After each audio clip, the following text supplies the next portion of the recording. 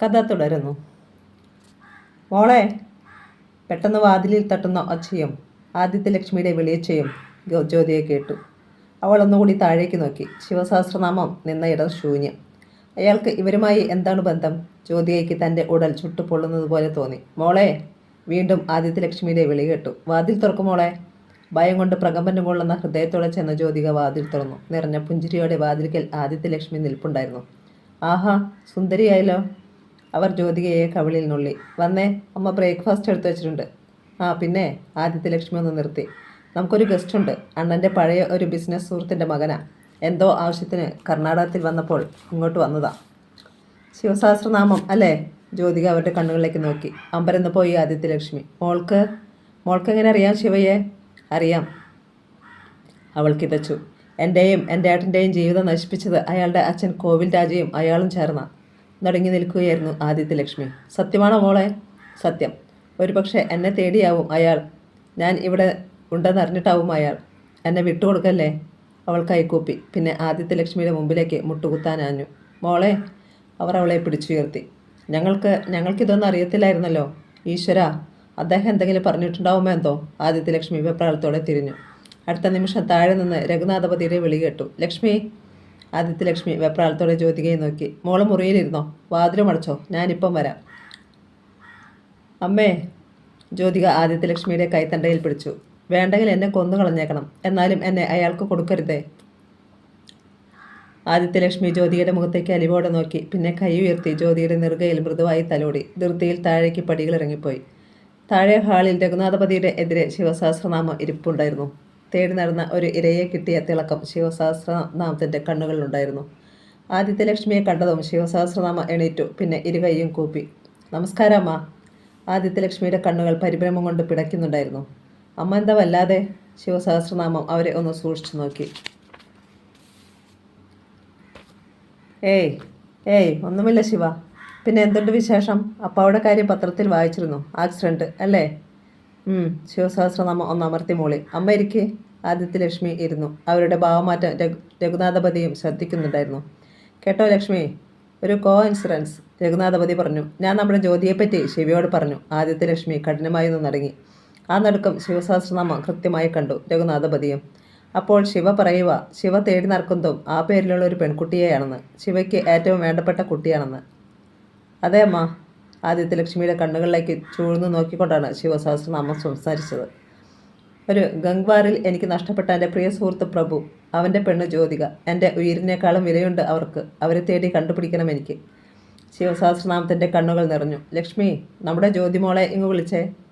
ഇനി ശിവ തേടുന്ന ജ്യോതികയും നമുക്ക് കിട്ടിയ ജ്യോതികമോളും ഒരാളാണെങ്കിലോ? രഘുനാഥപതി പറഞ്ഞു. ജ്യോതി ഇവിടെ ഇല്ല. രഘുനാഥപതി പറഞ്ഞു തീരും മുമ്പ് ആദിത്യലക്ഷ്മിയുടെ മറുപടി വന്നു. ഇവിടെ ഇല്ലെന്നോ? എവിടെ പോയി? ഇന്നലെ രാത്രി ഞാൻ എന്നോട് പറഞ്ഞത് ഓർക്കുന്നില്ലേ? വെളുപ്പിന് കാഞ്ചീപുരത്തിന് പോകുന്ന വണ്ടിയിൽ ജ്യോതിക കൂടി പോകുമെന്ന്. ആദിത്യലക്ഷ്മി ഭർത്താവിൻ്റെ കണ്ണുകളിലേക്കൊന്ന് നോക്കി. ആ നോട്ടത്തിൽ ഒളിഞ്ഞിരിക്കുന്ന ഒരു സൂചന രഘുനാഥപതിക്ക് കിട്ടി. താൻ അറിയാത്ത എന്തോ ഒരു കുഴപ്പമുണ്ട്. ഓ ഞാനത് മറന്നു. രഘുനാഥപതി ശിവയെ നോക്കി. ശരിയാ ശിവ.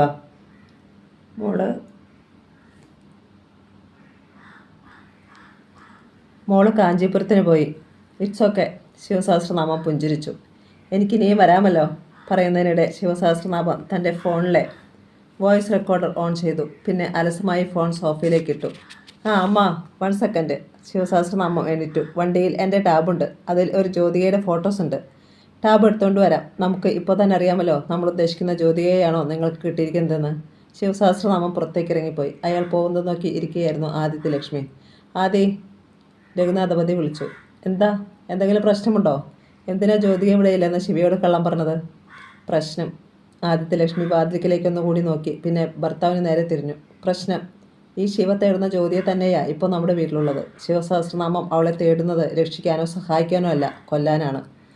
രഘുനാഥപതി നടുങ്ങി വിറച്ചുപോയി. സത്യമാണോ നീ പറയുന്നത്? സത്യം. ജ്യോതികമോളാണ് എന്നോടിത് പറഞ്ഞത്. അവൾ എങ്ങനെയോ ശിവയെ കണ്ടിരുന്നു. പുറത്ത് തൻ്റെ ലാൻഡ് റോവറിനടുത്ത് പുഞ്ചിരിയോടെ നിൽക്കുകയായിരുന്നു ശിവസഹസ്രനാമം. ആദിത്യലക്ഷ്മി രഘുനാഥപതിയും പരമാവധി സംസാരിക്കട്ടെ. അതെല്ലാം തൻ്റെ ഫോൺ പിടിച്ചെടുക്കുമെന്ന് ശിവസഹസ്രനാമത്തിന് ഉറപ്പായിരുന്നു. 1 മിനിറ്റ് കൂടി ശിവസഹസ്രനാമം അവിടെ നിന്നു. പിന്നെ വീട്ടിലേക്ക് കയറി ചെന്നു. അമ്മ നോക്ക്. കയ്യിലിരുന്ന ടാബിലെ ഗാലറി തുറന്ന് ചില ചിത്രങ്ങൾ ശിവസഹസ്രനാമം ആദിത്യലക്ഷ്മിയെയും രഘുനാഥപതിയെയും കാണിച്ചു. ഈ കുട്ടിയെയാണോ നിങ്ങൾക്ക് കിട്ടിയത്? ഏയ് അല്ല, രഘുനാഥപതിയും ആദിത്യലക്ഷ്മിയും ഒരേ സ്വരത്തിലാണ് പറഞ്ഞത്. ഓ അങ്ങനെ. ശിവസഹസ്രനാമം ഡാബുമായി നിവർന്നു. ദെൻ ആ ചാപ്റ്റർ ക്ലോസ്ഡ്. ശിവസഹസ്രനാമം സോഫയിൽ കിടന്ന ഫോണെടുത്ത് തിരിഞ്ഞു. ഞാൻ വരട്ടെങ്കിൽ? അമ്മ പോയിട്ട് വരാം. രഘുനാഥപതിയും ആദിത്യലക്ഷ്മിയും ആശ്വാസത്തോടെ പുഞ്ചിരിച്ചു. ശിവസഹസ്രനാമം പുറത്തേക്ക് നടന്നു. ഫോണിൽ റെക്കോർഡ് ചെയ്യപ്പെട്ട സംഭാഷണം അത്രയും കേട്ടുകൊണ്ടായിരുന്നു ശിവസഹസ്രനാമം വന്ന് കാറിൽ കയറിയത്. ശിവസഹസ്രനാമത്തിൻ്റെ വണ്ടി കണ്ണിൽ നിന്ന് മറയുന്നതുവരെ ആദിത്യലക്ഷ്മിയും രഘുനാഥപതിയും നോക്കി നിന്നു. ആദിത്യലക്ഷ്മി ഒരു കുതിപ്പിന് മുമ്പോട്ട് വന്ന് വാതിലടച്ചു. പിന്നെ മുകൾ നിലയിലേക്കുള്ള പടികൾ ഓടിക്കയറി. പിന്നാലെ രഘുനാഥപതിയും ഉണ്ടായിരുന്നു. മോളെ! ആദിത്യലക്ഷ്മി ജ്യോതികയുടെ മുറിയുടെ വാതിലിൽ തട്ടി വിളിച്ചു. ജ്യോതിക വാതിൽ തുറന്നു. വേടനെ കണ്ട കിളിക്കുഞ്ഞിൻ്റെ കണ്ണുകളായിരുന്നു അവൾക്ക്. മോളെ! ആദിത്യലക്ഷ്മി അലിവോടെ വിളിച്ചു. നനഞ്ഞ ഒരു തൂവൽത്തുണ്ട് പോലെ ജ്യോതിക ആദിത്യലക്ഷ്മിയുടെ നെഞ്ചിലേക്ക് വീണു. എന്നെ വിട്ടുകൊടുക്കല്ലേ? ഇല്ല. ലക്ഷ്മി അവളെ വരിഞ്ഞു മുറുക്കി. വിട്ടുകൊടുക്കില്ല ഞങ്ങളുടെ പൊന്നുമോളെ, ആർക്കും വിട്ടുകൊടുക്കില്ല. ചുട്ടുപഴുത്ത മനസ്സിനു മീതെ നനുത്ത തണുപ്പു തുള്ളികൾ വീഴുന്നത് ജ്യോതിക അറിഞ്ഞു. ഒട്ടകത്തലമേട്. ആകാശത്തിന് താഴേക്ക് ഒട്ടകത്തിൻ്റെ തല പോലെ നീണ്ടു നിൽക്കുന്ന ഒരു പുൽമേട്. അതിലേക്ക് ഒരു മഹീന്ദ്ര മാർഷൽ ജീപ്പ് വന്നു നിന്നു. അതിൽ നിന്ന് പ്രഭുവും ആശാനും റാവുത്തറും അഷ്കറും ഇറങ്ങി. കുറച്ചുള്ളിലേക്ക് മാറിയാണ് നമുക്ക് താമസിക്കാനുള്ള വീട്, അഷ്കർ പറഞ്ഞു. താമസിക്കാനൊക്കെ എവിടെ നേരെ അഷ്കറെ? പ്രഭു പതിയെ തിരിഞ്ഞു. മീന വീണു, രംഗസ്വാമി വീണു, ഇനി ആര് വീഴുമെന്നറിയില്ല. ശിവസഹസ്രനാമം അടുത്തെത്തി കഴിഞ്ഞിരിക്കുന്നു. പ്രഭു, റാവുത്തർ പതിയെ തിരിഞ്ഞു. ജ്യോതിക ജീവനോടെയുണ്ട്, ഉറപ്പാ. അവളെ കൂടി എത്രയും പെട്ടെന്ന് കണ്ടെത്തി നമ്മുടെ ഒപ്പം ചേർക്കണം. പിന്നെ ഒന്നും ഭയപ്പെടാനില്ല. പ്രഭു ഒന്ന് അമർത്തി മൂളി. അങ്ങു താഴെ ചെല്ലാർപ്പെട്ടി കോവിലിലെ വെളിച്ചം കാണാമായിരുന്നു. മരുതഗിരി പാലം. പാലത്തിൽ നിറഞ്ഞ് പരന്നു കിടന്ന വെള്ളം ഇരുവശത്തേക്കും പിളർന്നെറിഞ്ഞുകൊണ്ട് ശിവസഹസ്രനാമത്തിൻ്റെ ലാൻഡ് റോവർ പാഞ്ഞു വന്നു നിന്നു. മണിയും ഭൂമിനാഥനും കാത്തു നിൽപ്പുണ്ടായിരുന്നു. മണി വിളിച്ചുകൊണ്ടാണ് ശിവസഹസ്രനാമം ലാൻഡ് റോവറിൽ നിന്ന് ഇറങ്ങിയത്. ജ്യോതിക എവിടെയുണ്ടെന്ന് കടവുൾ കാണിച്ചു തന്നു. അത്ര പെട്ടെന്ന് അവളെ നമുക്ക് കിട്ടില്ല. ചിലപ്പോൾ 2 തലകൾ കൂടി അടിക്കേണ്ടി വരും. സാരമില്ല, എന്നാലും എനിക്ക് അവളെ വേണം. ശിവസഹസ്രനാമം ഒന്ന് നിർത്തി. അവളിലൂടെ പ്രഭുവിലേക്ക്. എല്ലാം 2 ദിവസത്തിനകം നടക്കണം. എനിക്ക് തിരിച്ചു പോവുകയും വേണം. അപ്പോൾ ഇവിടുത്തെ ബിസിനസ്സുകൾ? മണി അമ്പരപ്പോടെ ശിവസഹസ്രനാമത്തെ നോക്കി. അത് ജാക്കി നോക്കും. ആദ്യം യുദ്ധം, അത് കഴിഞ്ഞല്ലേ ഭരണം. ശിവസഹസ്രനാമത്തിൻ്റെ കണ്ണുകൾ വൈരം പോലെ മിന്നി. ഞാൻ പറയാം എവിടെ നിന്ന് തുടങ്ങണമെന്ന്. മറയൂർ. രാത്രി 11 മണി. നിലാവ് തലോടുന്ന കരിമ്പിൻ പൂക്കൾ ഇടം വലം കാറ്റിൽ ഉലഞ്ഞുകൊണ്ടിരുന്നു. പാർക്ക് ലൈറ്റുകൾ മാത്രം തെളിച്ച് 2 വാനുകൾ മേരിയുടെ വീടിന് മുമ്പിൽ വന്നു നിന്നു. 10 മിനിറ്റിന് ശേഷം കഴുത്തിന് താഴെ ഒരു തണുപ്പറിഞ്ഞാണ് മേരി ഉണർന്നത്. ഒരു സ്റ്റീൽ കത്തിയുടെ തിളക്കം ഇരുട്ടിൽ കണ്ടു. കരാട്ടക്കാരി. അടവും അഭ്യാസവും ഒന്നും എടുക്കല്ലേ, കഴുത്തിലെ ഞരമ്പ് അങ്ങ് പൂളി വിടും. ഒരു മുരൾച്ചയും ഇരുട്ടിൽ നിന്ന് കേട്ടു. ഒന്നിനു പിറകെ ഒന്നായി വാഹനങ്ങൾ പാഞ്ഞുകൊണ്ടിരുന്നു. ഉറക്കമില്ലാത്ത രാത്രി. നക്ഷത്രങ്ങൾ കണ്ണു ചിമ്മാതെ കാവൽ നിന്നു. മേരിക്കൊന്നും മനസ്സിലായില്ല. ശത്രുക്കളുടെ പിടിയിലാണെന്ന് മാത്രം മനസ്സിലായി. ഒടുവിൽ എവിടെയോ വാഹനങ്ങൾ നിന്നു. ഒരു ഫുട്ബോൾ കോർട്ടിലാണ് വാഹനങ്ങളെന്ന് മേരിക്ക് തോന്നി. ഇറങ്ങുമാടം, ആരോ പറയുന്നു. വാഹനത്തിൽ കയറിയത് മുതൽ തന്നോടുള്ള പെരുമാറ്റം അങ്ങേയറ്റം മാന്യമായിരുന്നെന്ന് മേരി ഓർത്തു. ഗ്രൗണ്ടിൽ നല്ല വെളിച്ചമുണ്ടായിരുന്നു. 1-2 സ്പോട്ട് ലൈറ്റുകൾ കത്തി നിൽപ്പുണ്ട്. വാ. മേരിയെ ഒരാൾ മുമ്പോട്ട് നിർത്തി. മേരിയുടെ കൈകൾ പിന്നിൽ കെട്ടിയിരുന്നു. അത് അഴിച്ചു മാറ്റപ്പെട്ടു. മുമ്പിൽ ഒരു കറുത്ത ബെൻസ് കിടക്കുന്നത് മേരി കണ്ടു. അടുത്ത നിമിഷം അതിൻ്റെ ഡോർ തുറന്നു. തൂവെള്ള ഷർട്ടും മുണ്ടും ധരിച്ച ഒരാൾ കാറിൽ നിന്നിറങ്ങി. അയാൾ മേരിയുടെ മുമ്പിലേക്ക് വന്ന് കൈകൂപ്പി. നമസ്കാരം, ക്ഷമിക്കണം എന്ന് ആദ്യമേ പറയട്ടെ. ഞാൻ രഘുനാഥപതി, കർണാടകയിൽ നിന്നാ. നിങ്ങളെന്തിനാ എന്നെ പിടിച്ചു കൊണ്ടുവന്നത്? നിങ്ങളുടെ ജീവൻ രക്ഷിക്കാൻ എനിക്ക് വേറെ മാർഗമില്ലായിരുന്നു. ജീവൻ രക്ഷിക്കാനോ? മേരി അമ്പരന്നു. അതെ, ഇല്ലെങ്കിൽ ഈ രാത്രി ശിവസഹസ്രനാമം നിങ്ങളെ കൊന്നേനെ. രഘുനാഥപതി ഒന്ന് നിർത്തി. പ്രഭുവിനെയും ജ്യോതികയെയും സഹായിച്ചവരെയെല്ലാം തെരഞ്ഞുപിടിച്ച് തീർക്കാനുള്ള മാസ്റ്റർ പ്ലാൻ ശിവസഹസ്രനാമം ഉണ്ടാക്കി കഴിഞ്ഞു. അവൻ്റെ ഗ്രൂപ്പിൽ എന്നെ അറിയാവുന്നവരുമുണ്ട്. അവരെന്നെ അറിയിച്ചതാ. എന്നെ രക്ഷിക്കാനും സഹായിക്കാനും നിങ്ങളാരാ?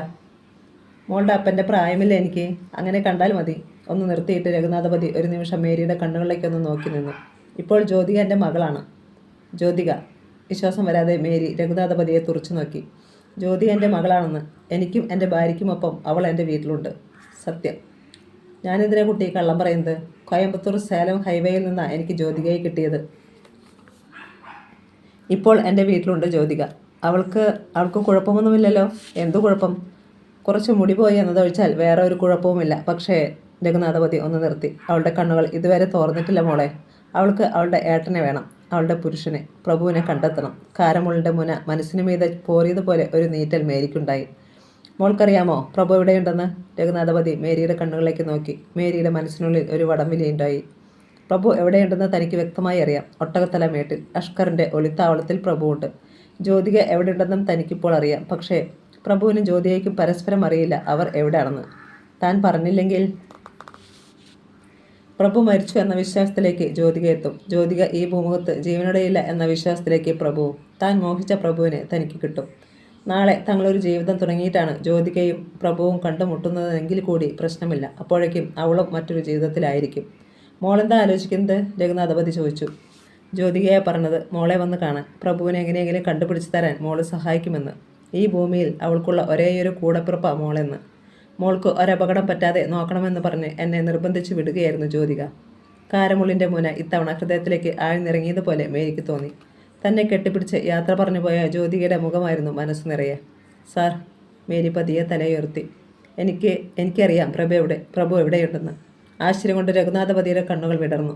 അതെയോ? എവിടെയോ മോളെ? തേക്കടിക്കടുത്ത് ഒട്ടകത്തല മേട്ടിൽ. ഞാനിപ്പോൾ തന്നെ ജ്യോതിക മോളെ വിളിച്ച് പറഞ്ഞേക്കാം. രഘുനാഥപതി മൊബൈൽ ഫോൺ എടുത്തു. അടുത്ത നിമിഷം തന്നെ അയാൾ അത് പോക്കറ്റിലേക്ക് തിരികെ വെച്ചു. അല്ലെങ്കിൽ വേണ്ട, പ്രഭുവിനെയും കൊണ്ട് നമുക്ക് എല്ലാവർക്കും കൂടി ജ്യോതികയുടെ മുമ്പിൽ ചെന്ന് നിൽക്കാം. അത്ഭുതം കൊണ്ട് കണ്ണു തള്ളട്ടെ, അല്ലേ? മതി.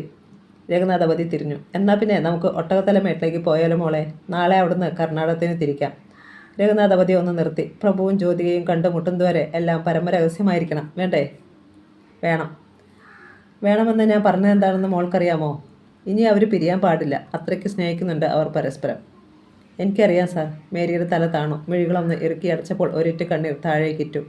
എങ്കിൽ നമുക്ക് പോയാലോ? ഇവിടുന്ന് എത്ര സമയം വേണ്ടിവരെ അവിടെ എത്താൻ? നമ്മളിപ്പോൾ എവിടാ? മേരിക്ക് അപ്പോഴും സ്ഥലം പിടികിട്ടിയിരുന്നില്ല. കാഞ്ഞിരപ്പള്ളി ഏത്? രഘുനാഥപതി ചിരിച്ചു. വരുന്ന വഴിക്ക് 3 മണിക്കൂർ മോൾ സുഖമായിട്ട് ഉറങ്ങി. ഇപ്പോൾ സമയം എത്രയായി? രഘുനാഥപതി വാച്ചിൽ നോക്കി. 2:10. പോവാം. അപ്പോൾ പോയാൽ 6 മണിക്ക് മുമ്പ് നമ്മൾ അവിടെ എത്തും. ശരി, മോള് വാ. രഘുനാഥപതി ചെന്ന് ബെൻസിൻ്റെ വാതിൽ തുറന്നു. മേരി അതിലേക്ക് കയറി. എന്തിനാണെന്നറിയാതെ ഒരു കരച്ചിൽ നെഞ്ചിനുള്ളിൽ പിടയ്ക്കുന്നത് അവൾ അറിഞ്ഞു. ഒട്ടകത്തലമേട് കേട്ടത് വിശ്വസിക്കാനാവാത്ത അമ്പരപ്പിലായിരുന്നു പ്രഭുവും ആശാനും റാവുത്തറും. ജ്യോതിക ഒരു കുഴപ്പവും കൂടാതെ സുരക്ഷിതയായി ഒരിടത്ത്. ഇച്ചായന് വിശ്വാസം വരുന്നില്ലേ? മേരി പ്രഭുവിനെ നോക്കി. സത്യം പറഞ്ഞാൽ എനിക്ക് അങ്ങോട്ട് വിശ്വസിക്കാൻ പറ്റുന്നില്ല, പ്രഭു പറഞ്ഞു. ജീവിതത്തിൽ ഓർത്തുവയ്ക്കാൻ അങ്ങനെ ഒരുപാട് നന്മയൊന്നും ഇല്ലാത്തവനാ ഞാൻ. വേണമെന്ന് കരുതിയതും ആഗ്രഹിച്ചു കൊണ്ടു നടന്നതുമൊക്കെ കൈവിട്ടു പോയിട്ടേയുള്ളൂ. ആ കാലമൊക്കെ കഴിഞ്ഞിട കൂവേ. ആശാൻ അവൻ്റെ ചുമലിൽ പിടിച്ചു. എന്നും ഒരേപോലെ ഇരിക്കുമോ? ഒടേ തമ്പുരാൻ ആരാ പുള്ളി? അതെ, ഇനി ഇച്ചായൻ്റെ ജീവിതത്തിൽ സന്തോഷത്തിൻ്റെ ദിവസങ്ങളാണ് വരാൻ പോകുന്നത്. മേരി പ്രഭുവിൻ്റെ അരികിലേക്കിരുന്നു. ഇതുവരെ ജ്യോതിക അറിഞ്ഞിട്ടില്ല ഇച്ചായൻ സേഫായിട്ട് ഇവിടെ ഉണ്ടെന്ന്. ഞാനൊന്ന് വിളിക്കട്ടെ അവളെ? പ്രഭു അറിയാതെ ചോദിച്ചു പോയി. എൻ്റെ പൊന്ന് ഇച്ചായ, മേരി ചിരിച്ചു. ഇത്രയും ദിവസം ഉരുക്കി മുമ്പോട്ട് പോയില്ലേ? ഇന്നൊരു ദിവസം കൂടി ക്ഷമിക്കേ. ഇന്ന് രാത്രി നമ്മൾ കർണാടകത്തിൽ ഈ രഘുനാഥപതി സാറിൻ്റെ വീട്ടിൽ ചെല്ലും. എന്നിട്ട് ജ്യോതികയെ ഉറക്കത്തിൽ നിന്ന് വിളിച്ചുണർത്തി നേരെ ഇച്ചായൻ്റെ മുമ്പിൽ കൊണ്ടുവന്ന് നിർത്തും. മുമ്പിൽ കാണുന്നത് സ്വപ്നമാണോ സത്യമാണോ എന്നറിയാതെ അവൾ അങ്ങനെ മിഴിച്ചു നിൽക്കും. എനിക്ക് കാണണം അന്നേരം അവളുടെ മുഖത്തെ ഭാവം. കണ്ണുകളിലെ വിഷാദം മറിച്ച് മേരി ചിരിച്ചു. അതാടാ കൂവേ അതിൻ്റെ ഒരു സ്റ്റൈല്. ആശാനും ശരിവെച്ചു. റാവുത്തറും പ്രഭുവിനെ നോക്കി തലകുലുക്കി. അത് മതി. ഇന്നത്തെ ഒരു പകലിൻ്റെ കാര്യമല്ലേ ഉള്ളൂ. അതിനിടയിൽ നിങ്ങൾ കണ്ടുമുട്ടുന്ന എന്ന രീതിയിലുള്ള ഒരു ഫോൺ സംസാരവും വേണ്ട. വിവരങ്ങൾ ചിലപ്പോൾ ശിവസഹസ്രനാമം മണത്തറിയുന്നുണ്ടാവും. പ്രഭു. രഘുനാഥപതി പ്രഭുവിൻ്റെ അടുത്തേക്ക് വന്ന് വാത്സല്യത്തോടെ അവൻ്റെ ചുമലിൽ പിടിച്ചു. മരിച്ചുപോയ മകൾക്ക് പകരമായി ദൈവം ഞങ്ങൾക്കൊരു മകളെ റോഡിൽ വെച്ച് തന്നു. ഇപ്പോൾ ഒരു മകനെയും. അവിടെ ചെന്നിട്ട് ഏറ്റവും അടുത്ത മുഹൂർത്തത്തിൽ പ്രഭുവിൻ്റെയും ജ്യോതികയുടെയും കല്യാണമാണ്. പ്രഭുവിൻ്റെ കണ്ണുകളൊന്ന് പിടഞ്ഞു. അയ്യോ, അത് അങ്ങനെ തന്നെ വേണവിടെ കൂവേ. ആശാൻ ഇടയിൽ കയറി. ഇനി നിങ്ങൾ ഭാര്യാഭർത്താക്കന്മാരായിട്ട് അങ്ങ് ജീവിച്ചാൽ മതി. തിരുമംഗലത്ത് വെച്ചാൽ നിങ്ങൾ ആദ്യമായിട്ട് കണ്ടുമുട്ടിയതെന്ന് കേട്ടപ്പോഴേ ഞാൻ പറഞ്ഞതല്ലേ തിരുമംഗലം എന്നാൽ തിരുമംഗല്യം എന്നാണെന്ന്. എൻ്റെ ശതമുഖിയിലെ നെയ്ത്തുകാരോട് ഈ വെളുപ്പിന് തന്നെ ഞാൻ വിളിച്ചു പറഞ്ഞു പ്രഭു. അവർ ഇതുവരെ നെയ്തിട്ടുള്ളതിൽ വെച്ച് ഏറ്റവും നല്ല ഒരു മന്ത്രക്കോടിപ്പട്ട് എൻ്റെ ജ്യോതിക മോൾക്ക് വേണ്ടി നെയ്തെടുക്കാൻ. രഘുനാഥപതി പറഞ്ഞു. സാർ, ഞാൻ എന്ത് പറയണമെന്ന് പ്രഭുവിന് പിടികിട്ടിയില്ല. വേണ്ട, ഒന്നും പറയണ്ട. എല്ലാം ഞങ്ങൾ അങ്ങ് തീരുമാനിച്ചു. ഒരുപാട് സങ്കടപ്പെട്ടില്ലേ? ഒരുപാട് അലഞ്ഞില്ലേ? ഇനി സ്വസ്ഥമായി വിശ്രമിക്കേ. രഘുനാഥപതി ഒന്ന് നിർത്തി. പിന്നെ ശിവസഹസ്രനാമത്തെക്കുറിച്ചോർത്ത് ടെൻഷൻ വേണ്ട. പണത്തിൻ്റെയും ആൾബലത്തിൻ്റെയും കാര്യത്തിൽ ഞാൻ അവനേക്കാളും ഒട്ടും മോശമല്ല. ഒരു ട്രെയിൽ കാപ്പി കപ്പുകളുമായി അഷ്കർ വരാതിയിലേക്ക് വന്നു. അപ്പോൾ ഈ കാപ്പി കുടിച്ചതിന് ശേഷം നമ്മൾ കർണാടകത്തിലേക്ക് പുറപ്പെടുന്നു. അവസാന വാചകം പോലെ റാവുത്തർ പറഞ്ഞു. ഇന്ദുബാലയുടെ മുഖമായിരുന്നു പ്രഭുവിൻ്റെ മനസ്സ് നിറയെ. ഉള്ളിൻ്റെ ഉള്ളിൽ എവിടെയോ ഇരുന്ന് ഇന്ദുബാല പറയുന്നത് പോലെ പ്രഭുവിന് തോന്നി. ഏട്ടൻ എപ്പോഴും ജ്യോതിക്കൊപ്പം വേണമെന്ന് ഞാനല്ലേ പറഞ്ഞത്. ഈ കല്യാണം നടക്കണം ഏട്ടാ. ഏട്ടൻ സ്വസ്ഥമായി ജീവിക്കുന്നത് കണ്ടാൽ മതി എനിക്ക്. പ്രഭുവിൻ്റെ മിഴികൾ നിറഞ്ഞു. ശതമുഖി കരണ്ടിപ്പുഴയുടെ തീരത്തേക്ക് 4 വാഹനങ്ങൾ പാഞ്ഞു വന്നു നിന്നു. മുമ്പിലത്തെ ലാൻഡ് റോവറിൽ നിന്ന് ശിവസഹസ്രനാമം ഇറങ്ങി. പിന്നിലെ ടാറ്റ ആര്യയിൽ നിന്ന് മണിയും ഭൂമിനാഥനും. അതിന് പിന്നിലായി ഒരു ക്വാളിസം മൂടിക്കെട്ടിയ ഒരു വലിയ വാനുമായിരുന്നു. മണി! ശിവസഹസ്രനാമം പതിയെ വിളിച്ചു. പിന്നെ ക്വാളിസിലിരിക്കുന്നവരെ നോക്കി. അത് ബംഗാളി ടീമാ, മൂർഷിദാബാദിൽ നിന്നുള്ളവർ. രാത്രി കൃത്യം 11 മണിക്ക് ഓപ്പറേഷൻ. രഘുനാഥപതിയുടെ ബംഗ്ലാവിൽ ഭാര്യ ആദിത്യലക്ഷ്മിയും ജ്യോതികയും മാത്രമാണ് ഇപ്പോൾ. ചാവാൻ സമയമെടുത്തെങ്കിൽ രഘുനാഥപതിയും എത്തും. ചുറ്റിയെ കൊണ്ട് തലയടിച്ച് തകർക്കും നമ്മുടെ ബംഗാളി ടീം. പിന്നെ ആ വാനിലെ ഇലക്ട്രിക് ക്രിമേറ്ററി സിസ്റ്റത്തിൽ വെച്ച് കത്തിച്ച് ചാരമാക്കും. ഭൂമിയിൽ ഒരു തെളിവ് പോലും ബാക്കി വയ്ക്കാതെ. ശിവസഹസ്രനാമം ഒന്ന് ചിരിച്ചു.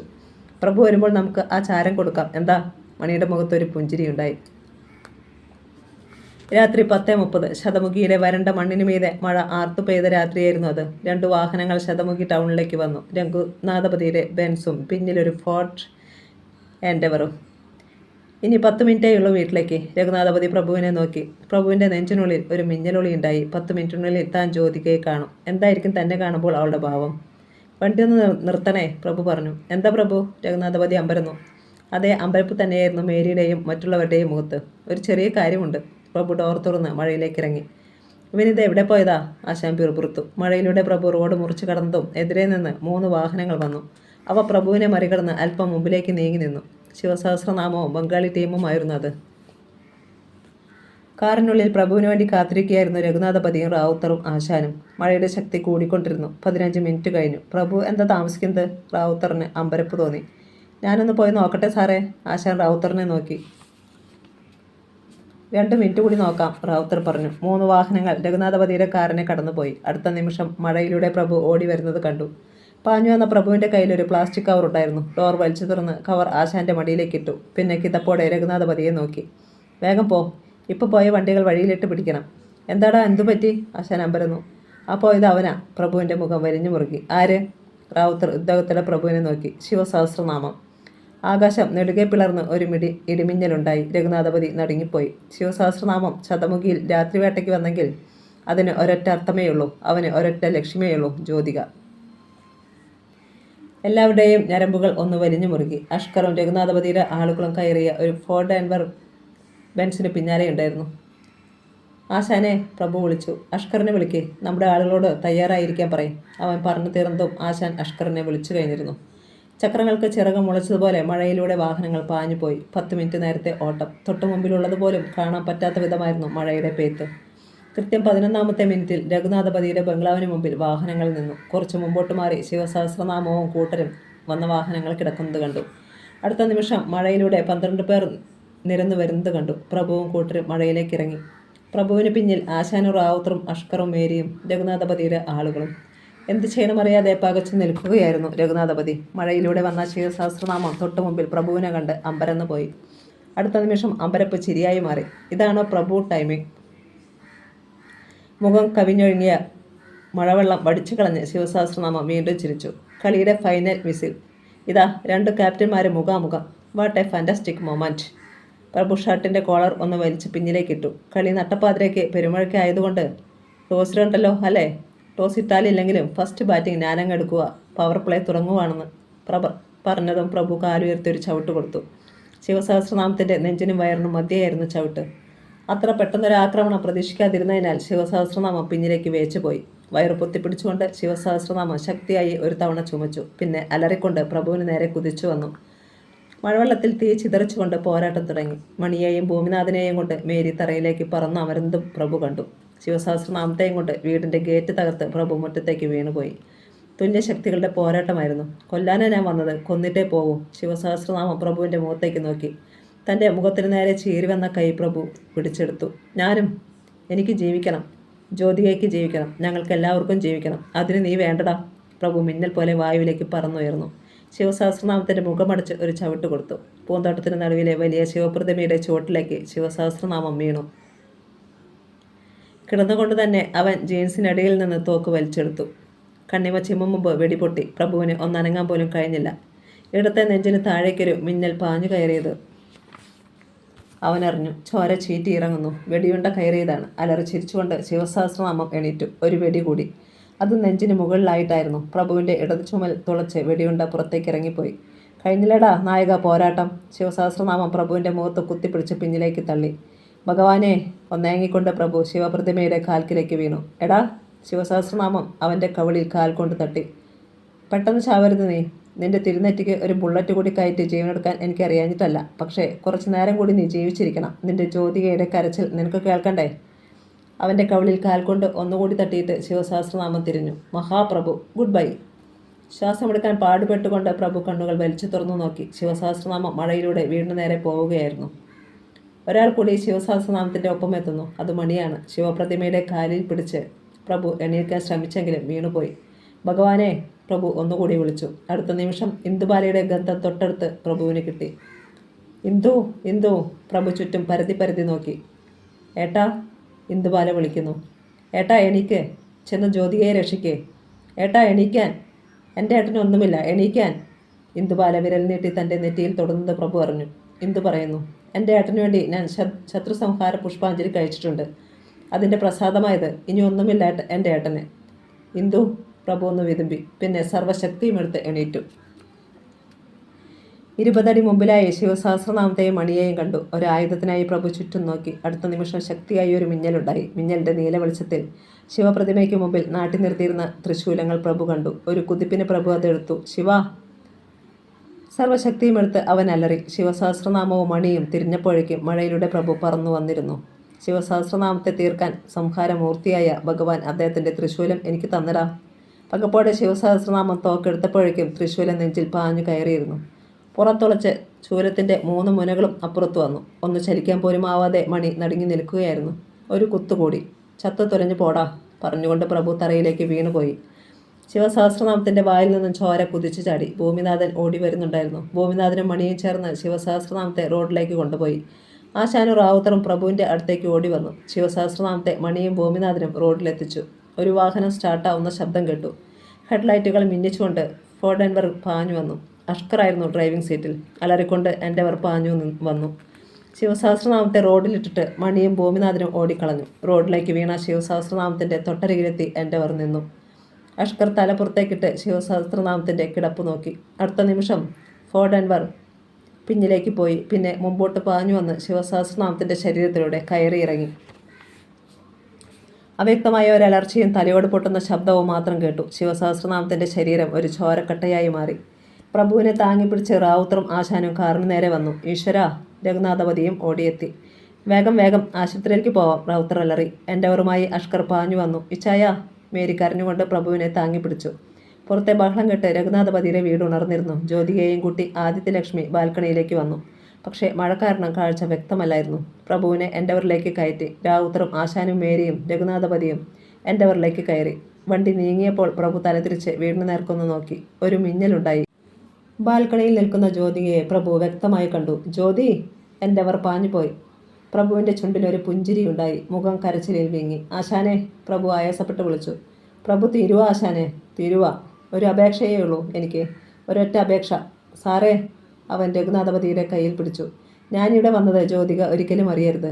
ഞാനില്ലാതായത് അറിയരുത്. എൻ്റെ അവസാന അപേക്ഷയാത്. പ്രഭു! ആശാൻ കരഞ്ഞു.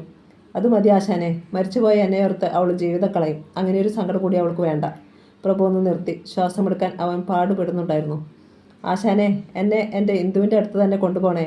പിന്നെ ആ കാറിലൊരു കവറുണ്ട്, അത് ജ്യോതികയ്ക്ക് കൊടുക്കണേ. പ്രഭു! റാവുത്തർ പ്രഭുവിൻ്റെ നെറുകയിൽ തലോടി. നിനക്കൊന്നുമില്ലടാ. കൊല്ലാനല്ലേ സാറേ എല്ലാവർക്കും കഴിയൂ. വേദനയിലും അവൻ ചിരിച്ചു. തോൽപ്പിക്കാൻ കഴിയില്ലല്ലോ. ഇനി തോറ്റാലും പ്രഭുവിന് സങ്കടമില്ല. തോൽക്കാൻ ധൈര്യമുള്ളവനല്ലേ സാറേ ജയിക്കാനും കഴിയൂ.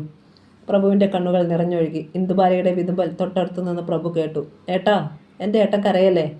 പ്രഭു മിഴികൾ തുറന്ന് എല്ലാവരെയും ഒന്ന് നോക്കി. കരച്ചിലിൽ വിങ്ങിപ്പൊട്ടിയ ഒരു ചിരി പ്രഭുവിൻ്റെ മുഖത്തുണ്ടായി. ജീവിക്കണമെന്നുണ്ടായിരുന്നു. പക്ഷേ പ്രഭുവിൻ്റെ കണ്ണുകൾ പിന്നെ അടഞ്ഞില്ല, തുറന്നു തന്നെയിരുന്നു. ഇച്ചായ! മേരി നടുങ്ങിക്കൊണ്ട് അവനെ പിടിച്ചു കുലുക്കി. പോയോടാ കൊച്ചേ!